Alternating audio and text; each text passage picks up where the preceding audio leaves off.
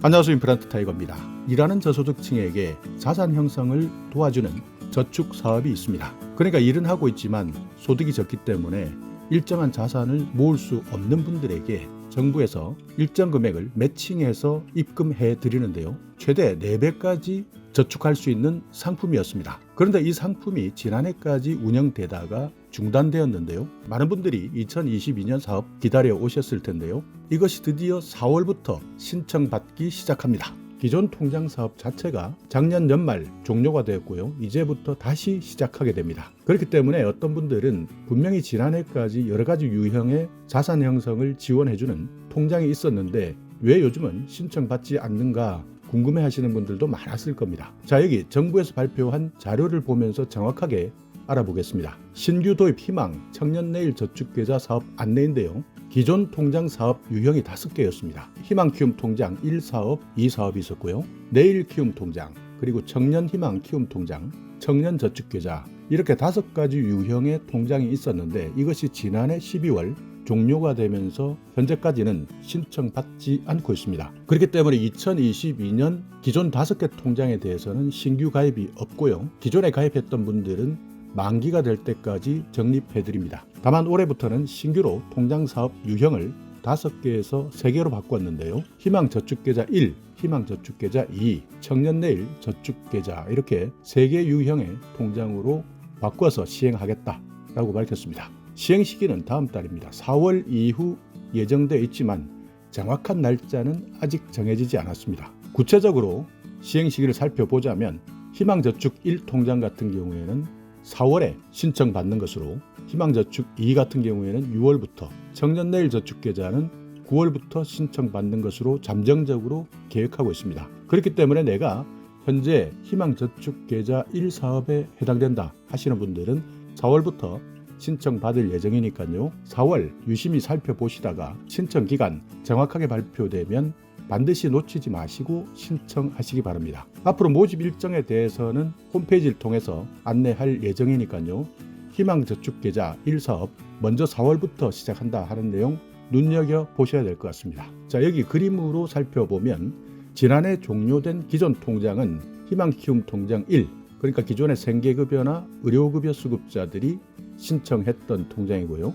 여기에 내일키움 통장, 자활참여자, 그리고 희망키움 통장 2, 주거급여나 교육급여를 받으면서 중소득 50% 이하에 해당되셨던 분들인데요. 이분들은 희망키움 통장 1사업은 희망저축계좌 1사업 이렇게 바뀌었습니다. 그러니까 생계급여나 의료급여를 수급받으시면서 일을 하고 계신다. 이분들은 정액 매칭금 30만 원을 추가로 드립니다. 그러니까 내가 최소 10만 원을 저축했을 때 여기에 30만 원을 정부에서 지원해 드리고요. 희망저축계좌 2사업은 주거급여, 교육급여 또는 차상위 가구까지입니다.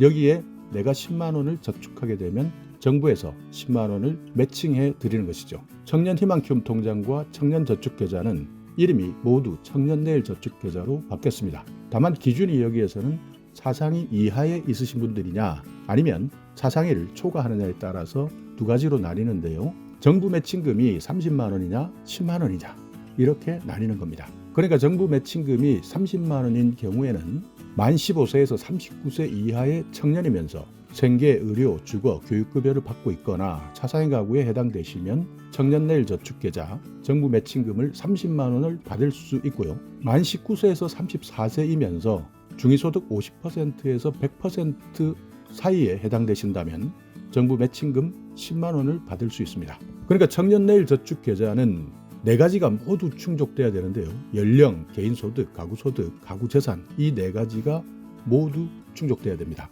그러니까 이 내용에서 한 가지라도 해당되지 않는다면 청년내일 저축계좌는 지원받을 수 없습니다. 그러니까 신청 당시의 나이입니다. 신청할 때 나이가 만 19세에서 34세 그리고 연간 근로소득이나 사업소득이 600만 원에서 2,400만 원 구간 사이에 계시는 분이고요.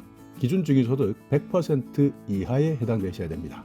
다만 1인 가구 청년은 여기에 해당되지 않습니다. 그리고 가구의 순자산은 중소도시 기준으로 봤을 때는 2억 이하에 해당되셔야 되는데 내가 어디 사느냐에 따라서 대도시냐 중소도시냐 조금씩 차이가 있을 수 있기 때문에 이 내용에 대해서는 지원하실 때 한 번 더 확인해 보셔야 됩니다. 자, 여기 2022년 도입 신규 통장 운영 방안에 대한 내용 한번 살펴보자면 개편 전, 개편 후 이렇게 나눠져 있는데요.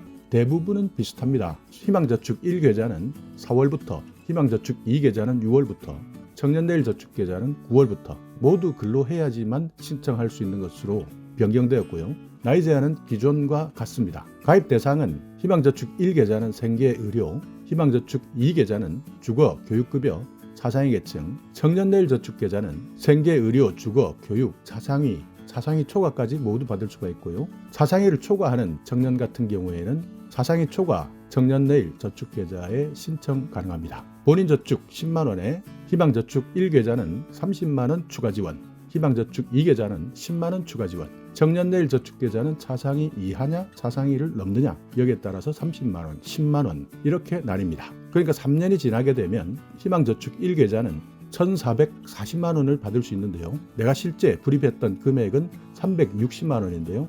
여기에 대한 정부지원금 또 이자까지 해서 1,440만원 이상 수령할 수 있습니다. 희망저축 2계좌는 10만원씩 받았기 때문에요. 720만원의 이자를 수령하고요. 청년내일저축계좌 차상위 이하에 계시는 분들 1,440만원의 이자, 차상위 초과되는 청년내일저축계좌는 720만원의 이자입니다.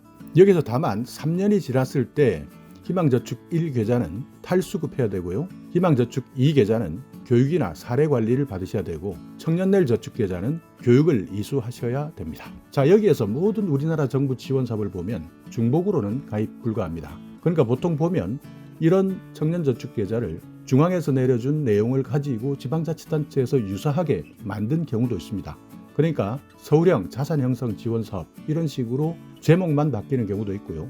다른 시도마다 비슷한 내용으로 지원해주지만 지방자치단체에 따라 조금씩 더 지원해주는 경우도 있는데요. 이런 경우에는 정부 지원 사업을 받은 것으로 보기 때문에 중복해서 받을 수 없습니다. 그렇기 때문에 기존과 동일하게 유사한 지방자치단체의 자산형성 사업에 가입하셨다면 중복으로 가입할 수 없습니다. 그리고 이런 목적 이외에 아동을 위한 디딤씨앗 통장이나 꿈나래 통장 이런 통장들은 허용이 되고요. 각 한 가구, 그러니까 이것 매우 중요한데요.